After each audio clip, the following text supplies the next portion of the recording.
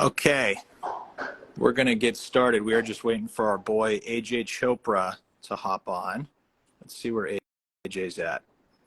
AJ, you have been invited, sir. Let's do this thing.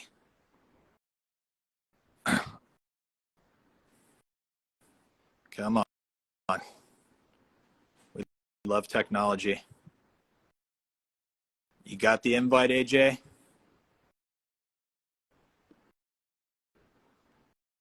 Let's see. Love when technology likes to cooperate. AJ, you want to request to join? There's a little button at the bottom of your screen.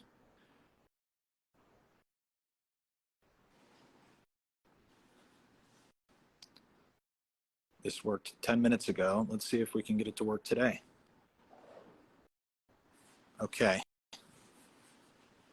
AJ requests to join. Let's try again.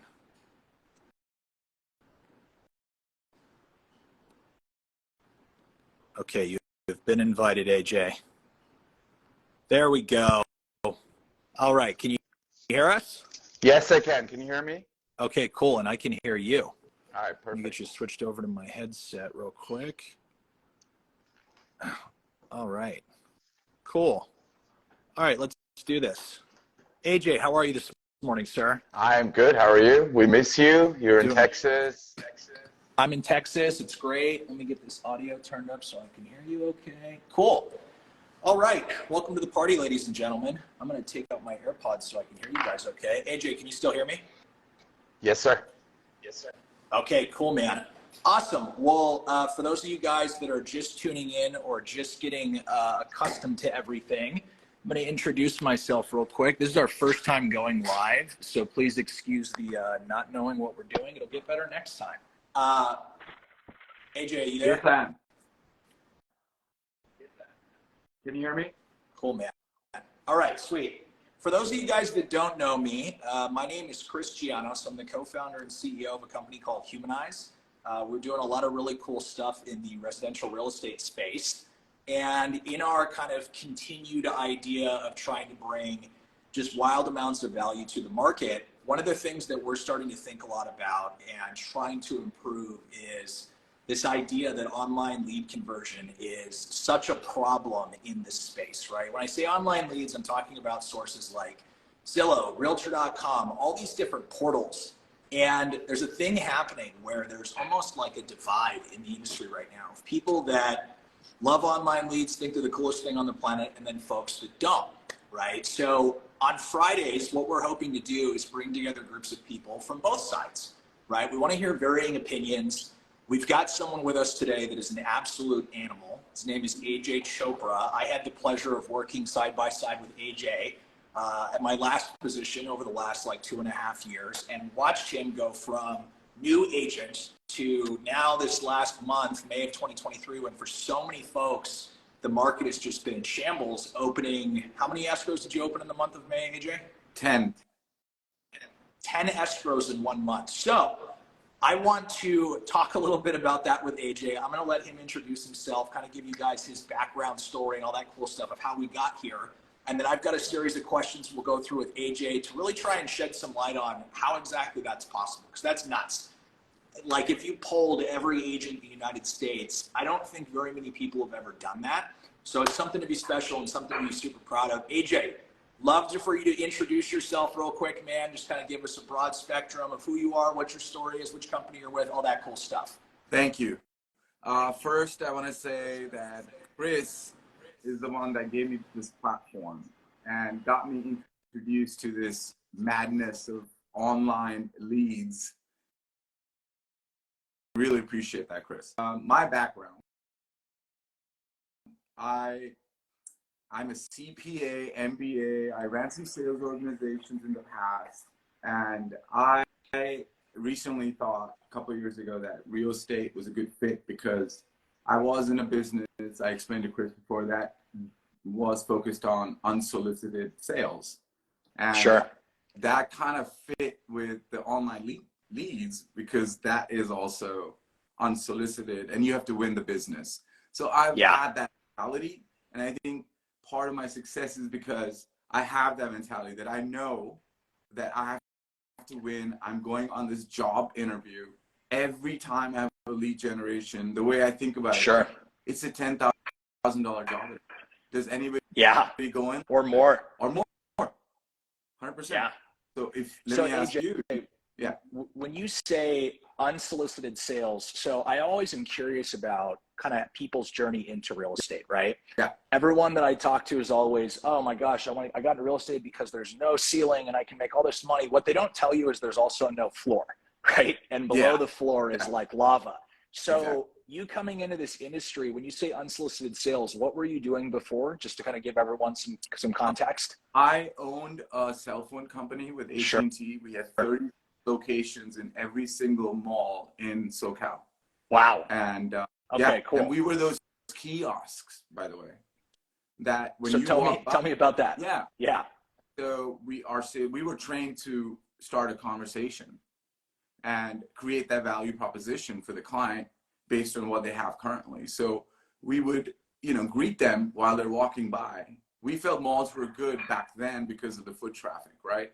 But we would actually greet them and ask them a series of questions. There was a method to the madness where we would actually grab their cell phone. That's how we would start. Like, hey, what kind of phone do you have? And then we would start the conversation of who their carrier is and how to convert them to AT&T and use a pen and paper to create this value proposition for them. And, so that's how we did it. And, we got rejected. So it sounds like almost like it's like a crash course in rapport building on the spot instantaneously. You've got 5 seconds to build some value before someone walks away. 30 seconds to strike that. With real estate, I have 10 minutes. So I'm grateful. That's awesome, dude. So let's talk a little bit about your journey. So obviously doing what you did in the last month is like a super big deal. I'm assuming at some point it wasn't always like that, right? It was something that you kind of jumped into this thing and kind of figured it out. For agents on this call, there's like a good mix of people on this call right now, right? We've got people that are brand new agents, people that have been in the business for a while, people that love leads, people that hate leads. Let's talk a little bit about kind of how you developed this skill set that you've got with online leads, because at one point, not so long ago, maybe 18 months, 24 months ago, you were like a new agent figuring out how to do all of this stuff, right? So how did you develop that skill set, and how did you take what you were doing with your previous role and kind of bring it into this industry and just dominate? What do you think that was? One thing, to be successful in anything, you have to become a subject matter expert, I feel, right? And you have to have that drive. I've always had that personality that I'm jealous of other people's success, and I'm going to say it. I want to be the best. Not about money part, because success, money it's an offshoot of success, right? So if you reach that high level of success, the money will come, right? So I will always have, but I'm embarrassed to actually meet a client if I don't know the subject. I can't do it. So so that's what happened. So that a few months to learn all the programs out there, to learn Zillow, to learn the personalities of the client. So, and I wasn't as aggressive right off the shoot, with listing agents or writing or having angles. So it took me 6 to 8 months, but I am a finance guy background. So I was able to understand the loan process a lot better. I think I understand loan processes, programs better than most lenders, because it's true. I would agree. I know the angles. I suggest the angles to lenders. So, but I've learned that. So I put in the time, Chris, to get where I am, to be able to pull off what I just did. So. Yeah, no, 100%. And I think that when you're working online leads, and I'm sure everyone on this call can kind of resonate with this, you're not always going to get a lead in like your farm, for example, right? It's not like you're going to get this opportunity where it's like, oh, I get to walk into my own personal neighborhood and try and act like I know everything, because I do, right? So when you say walking into appointments prepared, I think this is a really great segue. Talk to me a little bit about your process with converting leads, right? So you get a new phone call. Let's say it's a Zillow Flex connection. It's a Thursday afternoon at 3 o'clock. What does your process look like? What's the first thing you're doing? And really what I'd like to do is kind of dissect this step by step into kind of the big chunks so that we can give everyone a kind of look behind the curtains of how intricate of a process this actually is. Correct. You're absolutely right. There is some method to this madness, right? So the first thing on the call, as you know, is we just strive to get the appointment made, right? Yeah. We don't share. I try to get a little bit of hints about if they're a first-time home buyer or not. I deviate from the ALM script slightly because when I'm just kidding. I'm just screwing with you, dude. I know, but when I go there, I want to be prepared for that profile. That's my sure. If I just go completely, well, I can switch it, but most realtors I'm giving advice is if you can get a little bit of tidbit of who this client is, you can go into it practicing that script for that profile, because the scripts are profile. AJ, what is that? Yeah, what is that script? So for those of you guys that are listening, this is an opportunity where I would say if you're not writing this down, you should probably write this down, right? So AJ, what does that script look like on that first? So you intake a lead, what does that script sound like? So I'll just tell you different profiles first, and then I'm going to tell you what I do exactly at the first appointment. The profile example that I was trying to say is if it's a first-time home buyer, for example, you better go over the escrow process with them from start to finish. On the first call. Not call. I meant the meeting. Okay. So on the call, you find out they're first-time home buyers, but then at the first appointment, that's something you want to discuss because you want to build that trust that this realtor knows what the heck is going on. Sure. Right? Because they don't. They're a first-time home buyer. But if it was an experienced investor, it's a different strategy. And you talk about ROIs a lot. You talk about, hey, what is your investment strategy, right? So on that, you need to be prepared. First phone call, AJ, outside of setting up the appointment, which is kind of the obvious, right? That ALMSS scripting. What else are you trying to figure out on that first phone call so that you can show up to that appointment like ready to rock and roll, right? Prepared. The only thing I want to know then is what is their profile? That's it. Okay. For now, on the first. So for profile, you mean, are they a first-time home buyer? Are they upsizing? Are they downsizing? Are they empty nesters? You're trying to identify really what it sounds like motivation is. That's right. So I can prepare a script, or if I'm a team leader, I can tell my boy or my team member that, listen, this is what you need to do when you go there to execute, because I want to hold their hand and make them successful. Got it. You know, it's interesting you say that. Approach for everything. It just doesn't work. That's where I was going. It's interesting you say that because I think a lot of the coaching that exists in the industry right now, right, and thinking about what some of these lead aggregators like Zillow and Realtor.com and all these portals are talking about is this kind of one-size-fits-all approach, right? Here's a magic script you can use for every situation. And you're saying, no, there's so many nuances that you kind of have to customize it, right? It's almost like a form of art. 100%. And that is the secret sauce of my success. Because I go in there for the job interview, prepared to address exactly, what the buyer's motivation is and provide them that value proposition. That's what it's all about. Because as you and I know, every online client already has a realtor, right? Yeah. They all have realtors. Unfortunately. And guys, when you go into a first-time appointment, go in knowing they have a realtor. You're not the guy. Now you have to become the guy. Yeah. How do you become the guy is the next thing, right? Got it. So we've now talked about on that first phone call, your whole objective is setting up that appointment and asking some questions to uncover their profile, let's call it, right? So where they're at. Are they a first-time home buyer, upsizing, downsizing, empty nesters, whatever it may be. Now there's a period of time that's going to exist before that showing, whether it's an hour or 5 days or 24 hours, whatever it may be. You now have a gap where you can, as a person who's looking at converting this into an opportunity, get prepared for that showing, right? So how would you prepare for that opportunity? And what do you think the most common profile you're getting from websites like Zillow and Realtor.com and all these places? We get first-time home buyers, 40%, I would say. Okay. Then experienced home buyers that are buying for their family or whatever, 20-25%. And then investors is a big profile that we're coming across, which is really kind of annoying why they're looking at retail listings, right? Yeah. Those are the ones that straight up, like for example, for investors, I'll just throw this idea for people. When you go there, you better have some off-market stuff ready in your folder. There's no point. retail listing, the investor is going to want to underbid 100K. Sure. It's not going to work. So see what I mean? That you're prepared with all, hey, by the way, get this, you know, and then that's so let's, you know.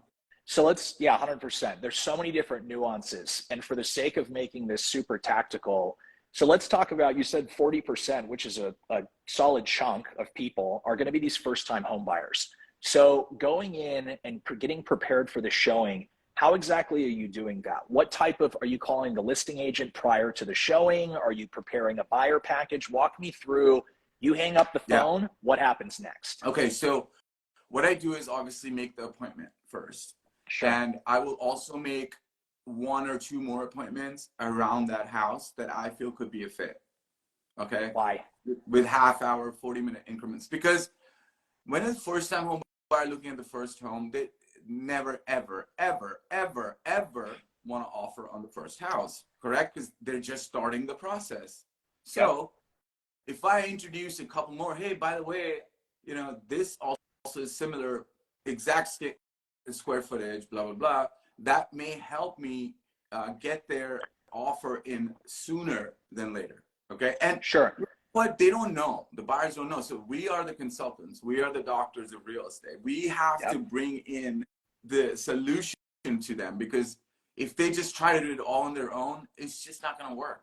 So some of this stuff you're setting up. Go ahead. So you're setting up multiple showings, right? When you say setting up appointments, one of the things that I see in my travels and experiences and stuff that a lot of people forget about is, in this market, setting up a showing sounds simple, right? But I'm assuming when you're calling that listing agent to do that, you're extracting some information from them so you can show up to an appointment prepared, right? 100%. So it depends, to answer your question. So I look at the days on market. If it's brand new, I don't make the call, because you know what I mean? Now, if it's 8-9 days, because I know my market, right? Then I make the call, because I know they're already reviewing offers. I want to understand what stage it's in and what it is. But if it's 1 day, I feel like the first appointment is more education and trust building with me and a buyer than anything else. They're not going to offer. I'm not trying to prove that I know about this house, right? What I'm trying to prove with the first appointment is AJ is the best goddamn realtor on planet. That is what I'm going after. I want to win the job interview, and I want them to ask me when they offer, AJ, give me the number, what I should offer. That's where I'm trying to get them to, okay? So this is step 1 of that trust building process, right? So to answer your question, I don't do it every time. I'll do it when there's high days on market. That way I understand what stage it is in. And one of the key things I tell them when I meet them is, look, I tell them I'm so busy, I will only do work on something if you like it. I tell them straight up, like, what's the point of working on, I mean, if they don't even want to offer, right? And they get that. They're like, sense, right? So I multiple appointments. I know about that particular city per square foot, recent solds. I print out some comps to understand it. So I do some legwork before I get there.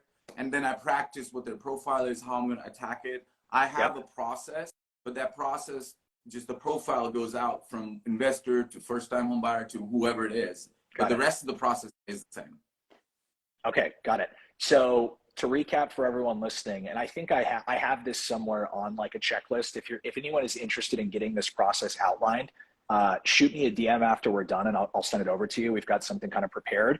So to recap, AJ, after the phone hangs up, you're scheduling the appointment, right? You're calling the listing agent to schedule the appointment. Sound like you're preparing some comps and stuff so that you can show up to the appointment prepared. Is there anything you do before you show up to the property? Anything else? You mean besides praying to Lord Shiva? No, what I do is I try to, that's it. That's enough, right? Because I've got enough practice now, but I'm trying to scale it back so I can help somebody else who was in my stage 1.5 years ago, you know? Sure. But the other than that, that's it. Just print out.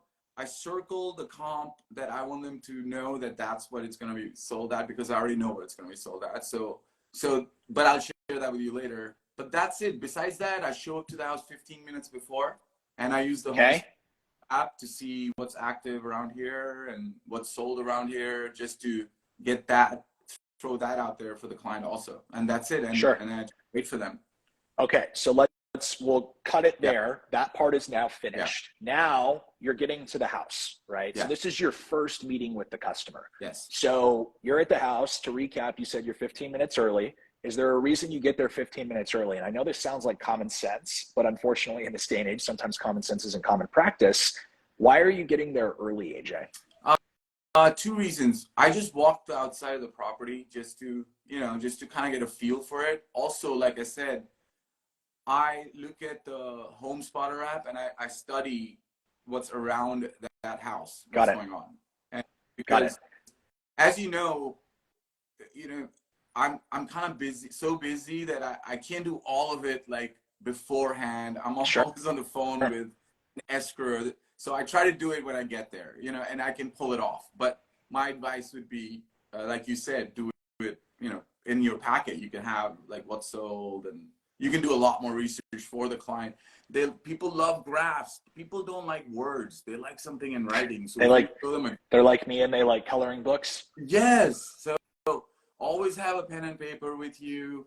And also, you can print out graphs from this card, like about that particular city and what's going on for the last 2 years. They love that kind of stuff. Cool. So now we're at the house, right? And customer is walking up the driveway, right? Walk us through, because something that happens to a lot of agents, especially when they're trying to convert online leads, AJ, is they get door opener syndrome, right? Where the customer walks in the house, says, this is great, and then goes, okay, bye, AJ, I'll talk to you later, right? And you don't really have an opportunity to build rapport, right? So it's one of those things. Walk us through. You're standing in front of the front door, customer's walking up the driveway. What happens? How does that conversation sound? How does the showing go? All that cool stuff. Got it. Yes. So going back to what I said before, I'm super focused, bring energy like the Energizer Bunny. But my main focus there is to understand my client and to be able to create a value proposition based on my knowledge and experience, and create this program that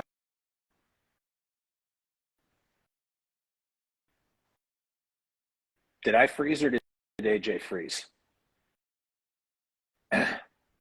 Ruh-roh. We are having technical difficulties. In the house. They are not entering the house until I go through my set process. It's not going to happen. They've tried that before with me. It's happened. They're like, can we look inside? I say no. Hey, AJ, you broke up for like a solid minute. Could you repeat what you were saying? We lost you for a second. What I was saying is my process is that I greet them first. Can you hear me? Yep. We can hear you now. Okay. And I do not let them enter the house before they give me 10 minutes from start to finish. Wow. Yes, I will not let them enter the house. I've had some clients say, hey, we don't want to talk about this. We want to see the house. I tell them, no, you cannot see the house because I'm not a door opener. I'm here to make your life easier. I'm here to expose you to what is going on in the current market. Sure. I'm here to save you money, and you have to give me the opportunity to please listen to me for 10 minutes. That's it. So AJ, that appears like it could be a delicate conversation in some circumstances, right? 99% of the time, it's not. Okay. Because the buyer wants to earn, right? It's that one guy who makes $3 million, what do you do, But I'm I know the type. I can recognize that client, right? So I'm not doing my 100% of it, but I'm still doing that rapport building with that client, right? So, but got it. It's so not a problem 99% of the time, I'm telling you. So the trick you told me at one point, AJ, was you will literally keep the door closed, right? Yeah. And I know this sounds for you guys like, for those of you guys that are listening, that everyone's got a different style of sales, right? Some people are a little bit more lead client to water. Some people are more lead client to water and shove their head in the tank and make them drink, right? There's all sorts of different sales personalities and stuff. So that's a simple trick that I think anyone can do, right? Where it might sound a little rigid almost, but you got to control your environment, right? If you have the ability to have a conversation, they want what's behind you. They don't show up to that showing going, oh my gosh, I'm so excited I get to meet a realtor, right? Realtors, for those of you guys that don't know, lower on the totem pole of trusted professionals than used car salesmen and plumbers, right? That's an actual statistic, right? In terms of consumer confidence. Yeah, I know, it's kind of crazy, right? So knowing that, you got to control your environment, right? And if you have the ability to keep the door closed before the customer walks in so that they can at least hear how valuable you are with all this information you're going to give them, you get to kind of control the outcome a little bit more. Does that resonate with what you're saying, AJ? That's 100%. That's 100%. And, you know, we're not getting paid for this, guys, like to do this and stuff. So, and again, Chris, we said it's a job interview, right? Yeah. What kind of interview is it when you don't even talk to the other party, right? How are just walk in. How are you gonna beat the other realtor, Chris? Yeah. Answer that. No, I agree. Trust me, man. The thing everyone on this call's got to understand is this type of conversation sounds tough, right? And it sounds like painful almost to a certain extent. Buyers right now are a commodity. There's statistically less of them in the market, right? With where rates are at. There's even less inventory. There's not less realtors in the market. Sure, you could argue that a lot of people are getting out of the business, but like statistically, we're fighting over a finite resource, right? So like AJ is saying, nailing that first appointment, that's how you win. You win the first appointment, you win the customer. That's the end of at the end of the day. So AJ, when you're talking about this conversation, walk us through what that conversation sounds like. You've got your back to the door, customers in front of you. What are you telling them? Okay, so it's a step-by-step process, and it's crucial that you do it step-by-step. So the first step, what I do is I actually discuss the property, and I have data and the comps. Hey, these are the upgrades, these are the comps. I circle the comp. I just want you to look at this. Do you have any questions about the property? Once they're like, because most of the buyers have already done a lot of research on the property, but that's my starting point. Then I address the elephant in the room, whatever that elephant is based on the market state. Okay, I jump right into it. Do you understand what the real estate market's about right now, and specifically in Orange County? So I talk about the high rates. I talk about all that stuff, what's going on, what's going to happen next 2 years. But I also tell them, I control that. Don't be worried about the rate. I have programs that are going to bring you way down. I also do seller concessions. I'm going to write the offer in such a way you're going to be at 6%. So don't look at that 7. Understand what I can do. I want them to know that I can do magic for them, right? Yeah, and I think to pause you right there, being able to speak intelligently to financing is really, really, really important, right? So if you're a newer agent on this call or someone that is having difficulty with your conversion kind of metrics around this, I would immediately, literally get off this call whatever lender you're working with and say, hey, I need a crash course in how to get competitive rates for my customers. I need you to explain it to me like I'm a third grader, right? Because once you understand it, then not a lot of people can talk intelligently about that. I don't care if you're a brand new agent or you're someone that's been licensed for a long time. This is the first time, even if you've been licensed for 5 years, this is the first time we're experiencing the market the way it is, right? Previously, it was super low rates, low inventory. Now it's statistically not that high of a rate, but even lower inventory, right? This is a unique market for a lot of folks, not just new agents. If you're not equipped to have these conversations around financing and how to make it less of a pain point for your customers, and someone else is, guess who you're going to lose to? Someone else who is qualified to have those conversations, because it's a unique value prop. If you don't know it, you can't teach it, right? So AJ, you're having conversations around market conditions, but how working with you, they're not going to have to really experiencing as much pain. That makes sense, right? Yeah, not just the rate fluctuation, knowing the program based on the profile. For example, if it's a first-time home buyer that wants a condo in Santa Ana, we have down payment assistance programs. We can get them $17,000 for free as a grant. Does anybody fucking even know that? Yeah, it's tough, man. So if I threw that $17K at that first appointment, I've already won. Yeah. Just by doing that. No one else bringing it up. No one else fucking knows it. So that's not on me, it's on them. One of the things you and I talked about, no one fucking takes ownership in this business for anything from leaders to realtors to nobody takes ownership. Yeah. So I agree. So taking ownership over your education is super important. So an actionable thing that you can do on this call right now, if you want to be better at converting internet leads, right? You heard it from AJ first.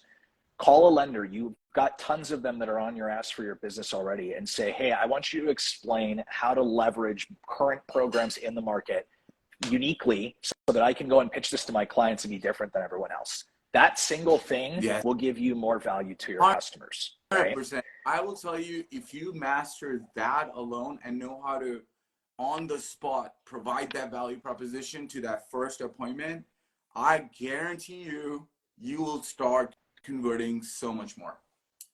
Okay, so let's go next. Right, that was a huge value prop. So now you've had this conversation with the customer before they enter the house. Right, they've heard your spiel on the market. You've provided a reason for them to find you as valuable. Right. Correct. So now, customers going through the house. Right. No, I'm not done yet. I'm not done. Oh, you're not done yet. Hell no. Okay, let's keep going. I'm not done yet. Good. I also asked. Let's keep going because I need to understand more about them, about if they're renting, if they're they own a home, stuff like that, right?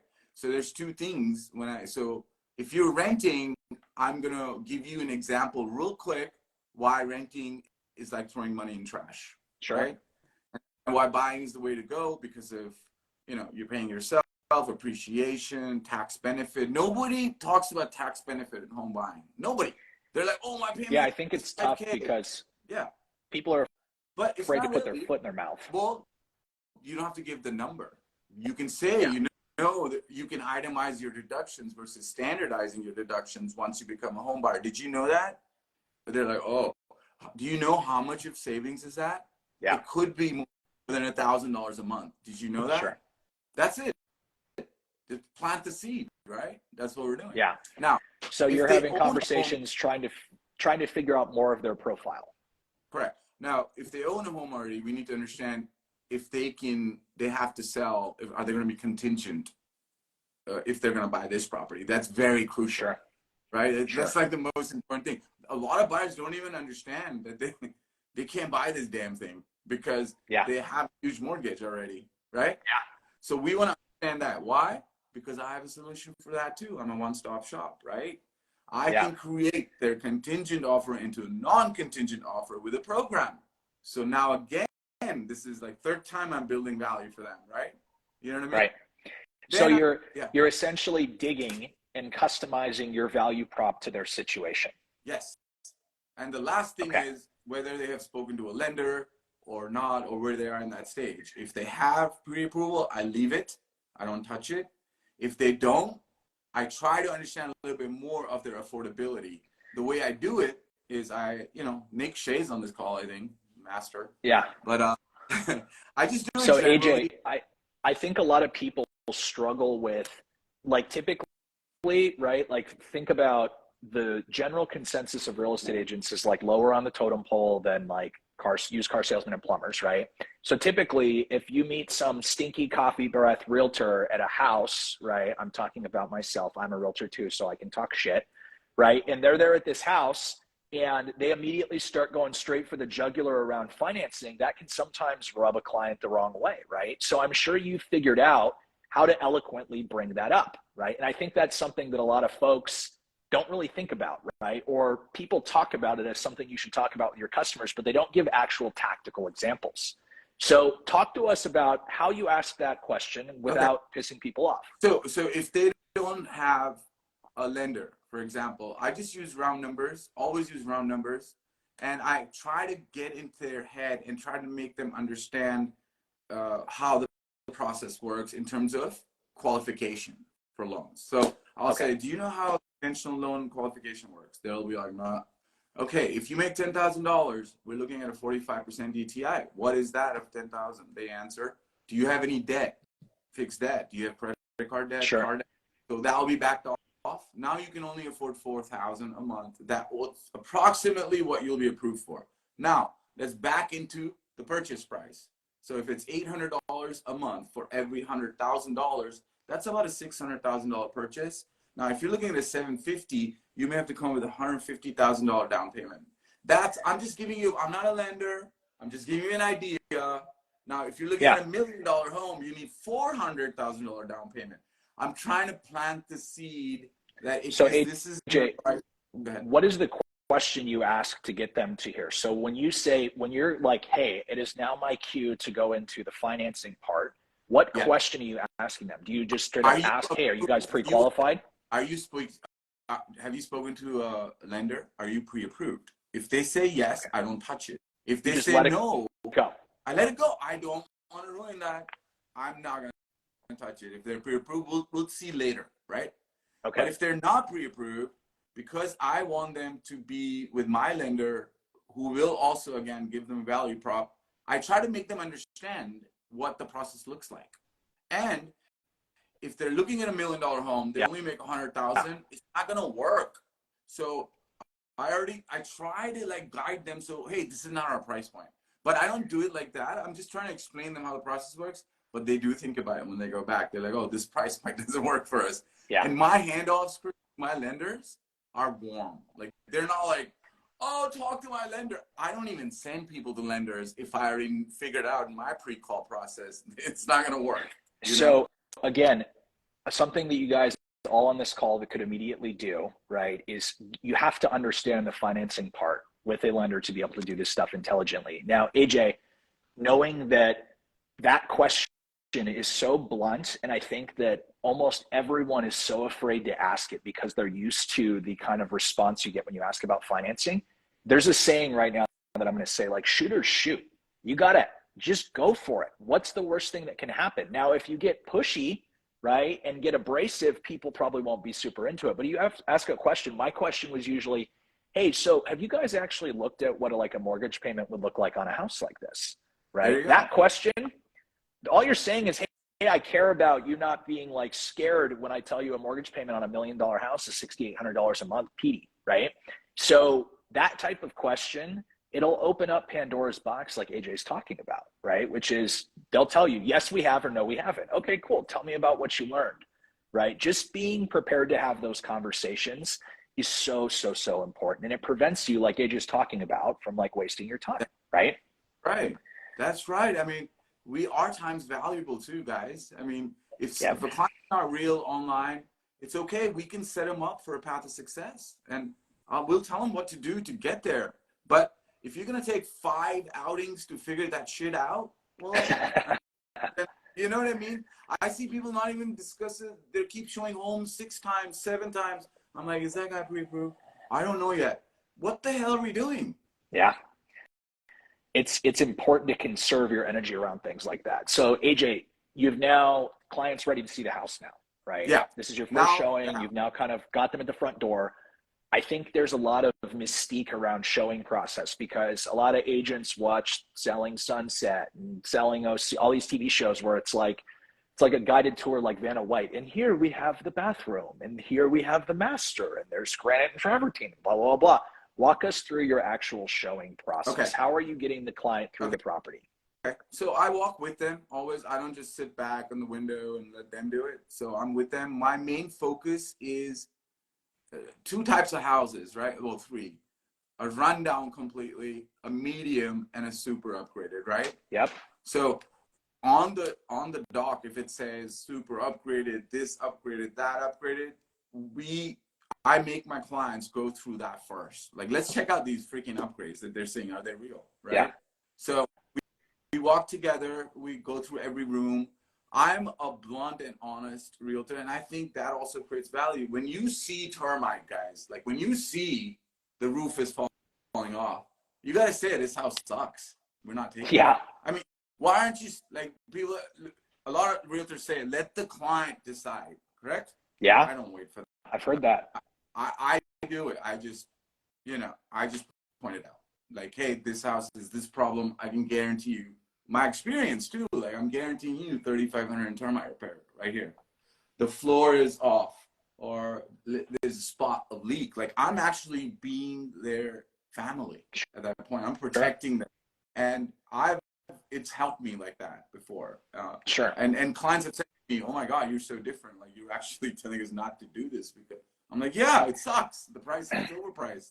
No. Yeah, I think people get afraid doing things like that, right? Like if you wouldn't buy the house, there's two rules to consider with this that I think are important to talk about. Like one man's trash is another man's treasure, right? Sometimes you got to kind of go with reality, right? But Customer budget might not line up to expectation. Investor for a rundown home, right? So there's different. Sure. If it's an investor for a flip, come on, like I'm not gonna point that he knows, right? Yeah. But I'm protecting, like I'm trying to protect my client and do the best thing. And honestly, Chris, one of the things I have to tell you, through why my reason of success, I will go to any lengths for my client. I have such integrity and honesty. I'll work from morning to night. I don't really care. I'll do whatever it takes for my client to win, and the right way. We bought a condo. See, this is important. Year. Yeah, we bought a condo for a client. I don't know. You were with us. She was losing. She was 5% down, and it was aggressive market. Converted her to a different product. She was working with a different realtor in our same company. Came to me. Sure. Converted her to a different product. First offer, 34 bids we beat. First offer, we're in. That home, unfortunately, client had some personal problems. Just sold. I double-ended it, and she made 60,000 in 1 year. That's awesome. We'll get to the offer acceptance part. That's the next part of this whole thing. You know, so I do that honestly. Like I can't do it. I can't just watch them implode. It's not in my DNA. Sure. I can't do it. Sure. So I won't let them do it. That part's important because I think a lot of people mistake good salesmanship for having to compromise like values and integrity, right? They think, oh, a really good salesman is a dork cutting corners, not really thinking client first. I disagree with that in a very big way, right? You can be ethical and follow the rules and kind of keep your moral compass on track while also being a really crack shot salesman, right? It's possible. You just got to keep your head in the game. So AJ, you're walking through the house with a client. It sounds like you're calling out things you see, right? Problems you see, opportunities you see, pluses you see. Yeah. Again, it sounds like just to continually putting kind of value on this fire, right? You're just continually adding to it going, I know what I'm doing. That's right. Okay. So then once the show is over, I do a summary in the end. Again, I take 2 minutes, not 10. Now, a lot of stuff I'm talking so much, it goes fast, by the way. Sure. So it's not like it takes, 30, 40 minutes. But sure. So in the end, I will do a summary. I invariably don't ask on the first appointment, what is your feedback on the house? Did you check the boxes? I see a lot of people do that. My feeling is, if they're going to like the house, they're going to tell me themselves. Like, what am I asking? Why am I doing that? How are you deciphering that? So you're done with the showing. Yeah. You're now face to face with the client, right? Are you in front of the house? Are you in the kitchen? Are you outside? Where are you having that conversation? Before they get in their car, we have a summary discussion of our showing, of next availability for the next houses. Hey, when are you free next? I'm going to go back and send you more listings that are similar. So I get that locked in. Then if they are pre-approved, I'll tell them, hey, please email me your pre-approval letter, because some viewings do require a pre-approval letter, which is the truth. And I will also, if they don't have a lender, I will tell them that that's my task to get you introduced to a lender after I speak to them. So there's some to-do stuff for people, including that. I sit in my it sounds like car. You're not leaving without a second appointment booked. Oh, heck, ever. Hell no. Okay. So let me play devil's advocate for a second. So let's say you show a house, because I'm sure this has happened to folks on this call, where showing goes okay, you're recapping in the front yard, you're going for the second appointment, trying to make sure you stay on calendar, and they're like, well, why don't you send that over and we'll stay in touch, right? Yeah. Or we'll keep you posted on what you like. How do you do that? That happens 1 out of 20 times. So I that's good to know. 1 out of 20 because sure. I'm not looking for that 1 out of 20. I'm already talking about the 19 out of 20, so, right? AJ, the reason I bring that up is because I hear constantly in the market, right? And all that makes me think is if that's only happening 1 out of 20 times to someone like you, then all the other folks that are experiencing these people that don't want to see them again, they're likely not providing enough value. That's right, Chris. So now just stop for a second and understand where I told you from start to finish. Yeah, it's all value. I have one. You know what me? When people don't Yeah. win, now they go to 50%. People that lost are at 10% of this in the end. You understand? So Yep.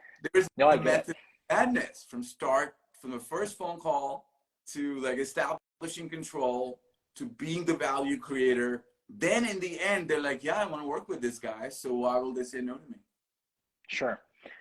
So you're now set up a second appointment with the consumer. I think something that's a burning topic on everyone's mind, right, that I've got a lot of questions around recently is like offer acceptance rates. So let's say that you've now taken this client out, you showed them a couple of properties, you now have them to a point where they go, oh my God, AJ, this is it. Turtle Rock, we want this house. It's beautiful. It's perfect for us. We have to have it. So in most markets, and for a lot of the people that are on this live right now, the kind of nationwide, general consensus in markets is low inventory, multiple offers, renewed buyer interest is something that we're experiencing nationally. How are you getting an offer accepted? How are you beating out other folks? Because you did 10 this month. I'm assuming some of those 10 were multiple offers, right? Oh, yeah. Probably a couple of them, right? So buyer one, except the two I double ended were multiple offers, you know. So walk me through how are you getting offers accepted? How do those conversations start with listing agents? That's really important. Yeah. So once the buyer says, I want this house, so I have a conversation with them before I start my work. And this goes back and my value proposition. Now, I had circled the comp for them early on. I also have now given them a value proposition in lending or something other that saves them money already. Sure. That they didn't have before. Okay. So I reiterate things first and say, I'm going to go to fight. My job is to negotiate and get you the winning number. And I'm going to do so that. You're telling the customer this when they say, hey, AJ, go get me the house. You're telling them this. Yes, 100%. Before I even make that first call, I move my finger. I'm telling them this. I'm setting it up, right? And I tell them a range. I know. So luckily now I've sold so many. I've sold 50 homes, Chris, by the way, in 18 months. Woo! I have 6 in the pipeline right now, by the way. Good for you. So man, that's awesome. I got to the 50 number. Like, I'm so happy. So now I've had such good relationships. Also, I get a leg up on the other young realtors with existing listing agents. So let's pretend you're new and you don't have any relationships. You haven't earned any of your clout yet in the industry. How does that conversation sound? You just showed Bob and Sam a house, right? Bob and Sam say, AJ, oh my God, this is the one. You're calling listing agent. What does that conversation sound like? Okay, so before you call the listing agent, one of the unfortunate things in our industry is the newbies or younglings are not being assigned mentors. And we talked about why there's an attrition of 80% for realtors in our industry. Yeah, and 87%. I take that person. I'm taking ownership to that. I'm like, we're not helping the young ones. We're just rotating them in and out. One of them sticks. That's it. Yeah, that's bullshit. You know, when you were new, somebody helped you. Like, you helped me. Sure. Lance helped me. Sean helped me. Sure. You don't see that, man. You don't see that in our industry, right? So to answer your question, every new realtor, please, please, please find a mentor. Whether it's in your that's important and actionable. Or it's like another realtor, doesn't matter. Find them. So before you make that call, run that scenario by your mentor. And if you do that times, now you won't need the mentor. Okay, so that's step one. Understand how to win and what the call should look like, right? Sure. So calling the listing agent. Now, my strategy and my advice to everyone is you always have to call from a position of strength. What does that mean? Okay. You better fucking know your buyer's dog's name. You better fucking know you better fucking know every cent in their bank and investment. You better fucking have talked to the lender for their strength. You better fucking know their credit score. You better fucking know whether they need to be fully underwritten or at least DU based on their down payment.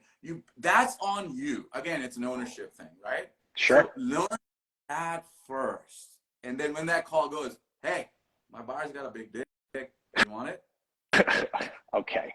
Do you see what I'm saying? So walk us through. No, I understand. So walk us through like the house. So you call Mr. Listing Agent. They say, "Hey, AJ, this is thanks for calling. This is Bob Smith." You go blank. What does that conversation sound like? What I say is, "Hey, I have a super qualified buyer that is 50% down.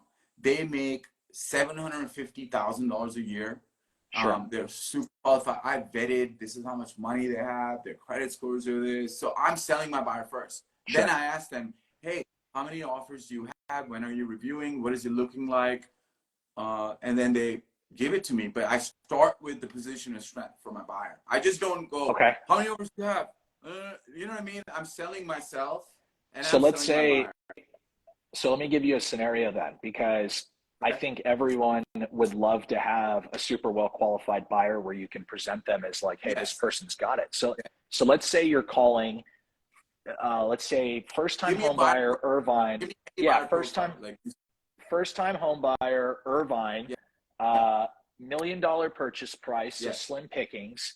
They've got 10% down. Both of them are W-2 wage earners, well qualified, but they're only 10% down, right? Okay. So knowing that there's going to be extreme competition on a listing like that, what does that conversation sound like with Listing Agent? Hey, I have an answer. You ready?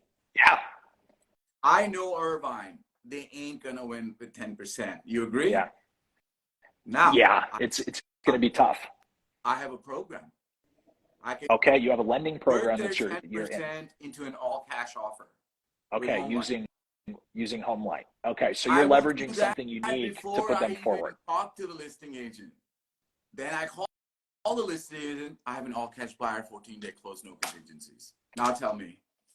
So you're saying leveraging creative programs, right? Whether that be through an ancillary service like HomeLight or Open Door, one of these things that can turn or fully underwritten. You can tell the lender to get them fully underwritten. Because I'm weak in the down payment, I cannot win without a full underwriting. I don't mean DU, I mean full underwriting. Give it to me. So I demand your position is you take any buyer and you got to figure out how to upgrade them, right? You got to figure out in this market how to make them look good as possible, even if it's not a good situation. You're saying don't settle for presenting a weak offer. There is no point. I don't submit those. Yeah. If there's still 25 offers on Irvine, XYZ down payments, my guy coming in at 10, why will he get selected? So I tell my buyer, I think you have no chance unless you do this, what I tell you to do. And I think it's important. I think this is really important because this brings up a topic that I don't think a lot of people think about, which is if you're not protecting your client from experiencing. I'm getting paid for this, right? Yeah. Like this is really important, right? AJ brought up something that's super valuable. Like at the end of the day, if you're not shielding your client from getting their ass kicked in the market, right? And what do I mean by that? AJ just said he won't even submit that offer for his customer, right? An agent that doesn't really know the psychological impact of having their client write offers on 5 houses. I hear it all the time. People come to me, oh my gosh, Chris, my buyer said they're not even going to buy a house anymore. That's because we didn't do a good job of protecting them from getting their ass handed. That's right. Right? If you continually write weak offers without trying to figure out an angle, there's some angle you can take in every situation. There's always going to be something. But if you continually just put them in these situations where they're just going to get their heart broken over and over and over again, from a psychology standpoint, of course they're going to be over it, right? No one likes to lose forever, right? It's just a continual beating. Like at a certain point, they're going to get burnt out. So the actionable thing here that AJ brought up that's super valuable, you got to find a way when you've got that client that's offer ready, find a way to make them look good. Whether that be something as small as a fully underwritten pre-approval, right? They're ready to rock and roll. They've got DU fully underwritten, it's ready to rock. Something like that, or trying to find some creative financing. A lot of teams now are aligned with companies like HomeLight, right? That can turn a normal conventional loan into a cash offer, right? As low as what, AJ? 10%, 5% down now, they'll go cash offers? 5% minimum. Yeah. So like those types of scenarios, again, I think all this comes down to, right?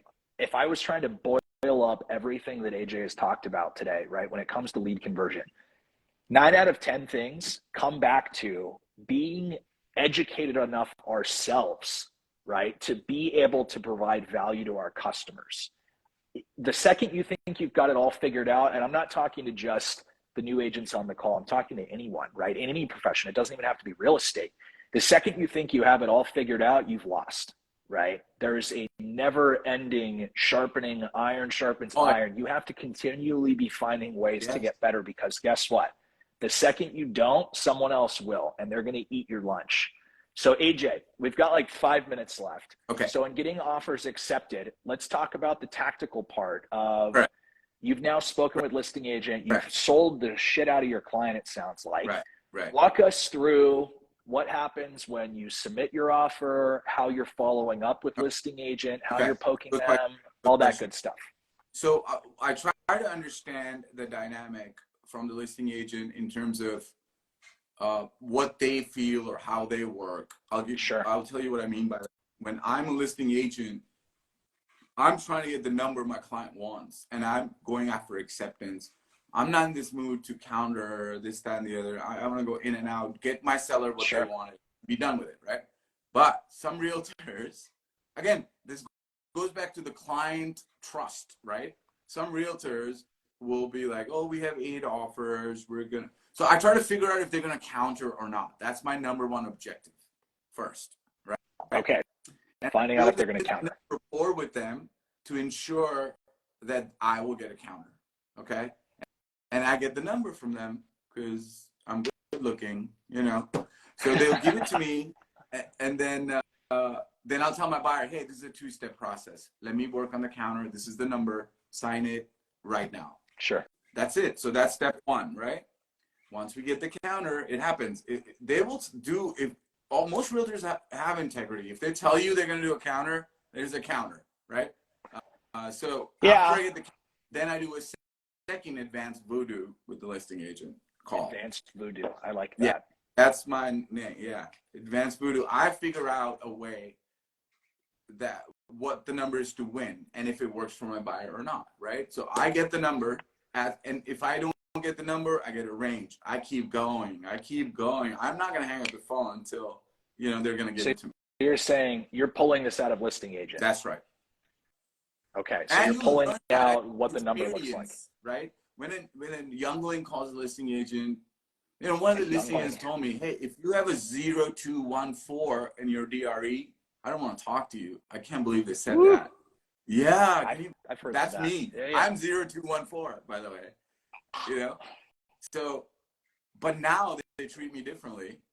I've learned it, I guess. Yeah. So I know the mentor is so important here, because the mentor can touch these points, how you should do, figure out a counter.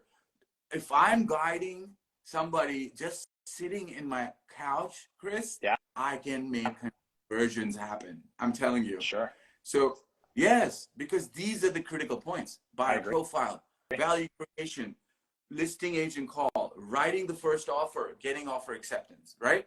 That's the whole process. If a mentor touches every single one of those processes, young people will have more success. So I get the number, and if it works for my buyers, I tell them, this is the number, please sign. We got it. And that's it. That's what happened in Lake Forest. I got it done in 2 days. And there were 5 other offers. Perfect. I figured it out. So is that answer? I love that, man. It does. And this has been awesome, dude. I think we could sit here and talk about this for hours. More, Chris. There's so much more. We'll do another one of these, my friend. Yeah. What I would say is this: for everyone on this call, if you're a new agent, you're an experienced agent, I want people to start breaking down this wall of thinking that there is nothing to be had with online leads. It's a part of the business. It's not the only part. It's a part of the business, right? The faster you can break down that wall of, it's not a lead problem, it's a me problem, right? Which is a hard pill to swallow. This type of stuff can change your business. AJ's done 10 escrows this month. AJ, what percentage of those were from online leads? Only 30%, right? Or 35%, 40%, like that. Yeah. Okay, cool. So 4 out of 10 were from online leads. You've been in the business for 18 months, 24 months, right? it takes agents decades of experience to be able to build books of business that provide that on a monthly basis. And you hacked it, right? You hacked it by using online leads as the catalyst to get this whole thing That's going. right. So actionable stuff. You've talked about mentors a lot. I'm sure AJ is ready, willing, and able. If anyone's interested in continuing this conversation, hit him up on social media. The dude likes to talk about this stuff. He's super passionate about it. We're going to do another one of these on next Friday at the same time, and we'll continue this conversation. It'll be great. I appreciate your time, AJ. Thank you. Hey, listen, I want to say one thing. Sure. What Humanize is doing, I really appreciate that. And I think for you to have this insight or this mindset of this kind of level or training is required to be successful and help other team leaders is huge. I mean, this is something no one's doing, and I think you're gonna crush it. And I would love to help you. Like if you need ideas how to do it, and I will totally take you up on that, sir. Careful what you wish for. Yeah, man. No, absolutely. We can brainstorm. I think I have some good ideas to help. Beautiful. But you're doing something so different and unique that such a good value proposition. There you go. That's the word, right? So I appreciate it, man. All right. I will talk to you guys all soon. Peace out. Have a good weekend. Bye, guys. Bye.